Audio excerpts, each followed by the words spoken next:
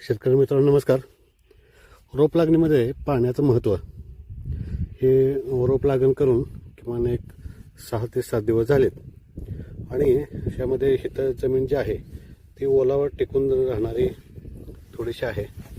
रोप लागल्यानंतर जर उन्हाचं टेम्परेचर असेल तर ह्या पाना जरा शेंडा सुकल्यागत होतोय, पण काय अडचण नाही, पाणी दिल्यानंतर ते कव्हर होतंय.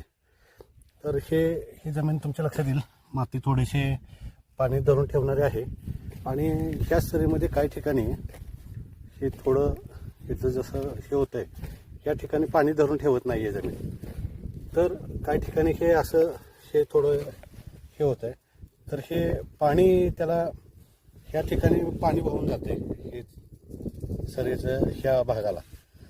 तर पाण्याचं महत्त्व म्हणजे रोप लावल्यापासून पहिल्या 10 दिवसामध्ये किमान 3 पाणी तर व्हायला पाहिजेत. हे थोडंसं पाणी कमी पडल्यामुळं हे थोडं असं पान वाळलेलं आहे, परंतु यातून नवीन पाणी येणार आहे. नवीन पान चांगलं येतं आहे. फक्त ह्यामध्ये पाण्याचं महत्त्व मोठं आहे. पहिल्या 10 दिवसामध्ये किमान 3 पाणी तर पाट पाणी असेल तर द्यावीच लागेल. एवढंच. धन्यवाद.